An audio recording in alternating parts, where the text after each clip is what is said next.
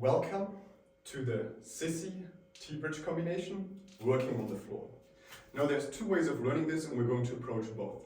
You need a very solid T-bridge with a relatively close foot and hand position and a really good Sissy or KOT squat. If you don't have these, please be careful.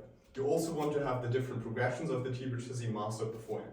Now what we want to do here is, I recommend to do it from the floor first, because that's kind of the safer one than falling down backwards. Hand behind you. This time we're using a closer stance between foot and hand, because we want to be able to shift our full center of mass over the feet.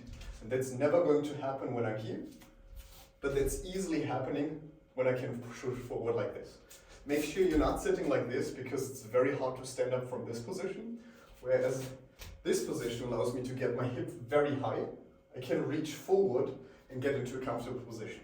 So play with this, maybe have a partner give you a hand or use a resistance band for support. That always works out if it comes from above in front of you. And then in this position, squat, T-bridge, on the heels, shifting forward, hip very high, you might need to adjust your hand, standing up. Now, I showed this very easily, it takes time to get there.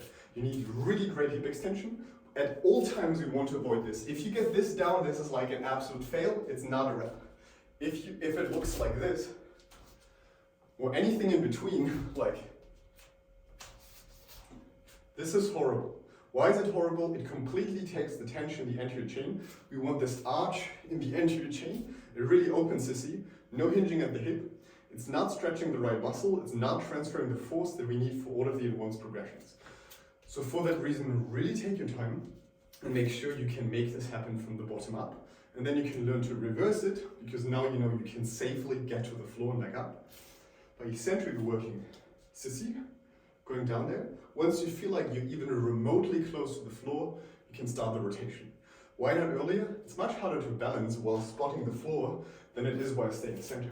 So I balance here. As I go deeper, I rotate, and then I can shift backwards.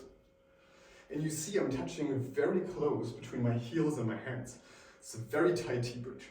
As you master this one, you can get into this position, use a tiny bit of controlled momentum to get into your T-bridge position and shift forward like this.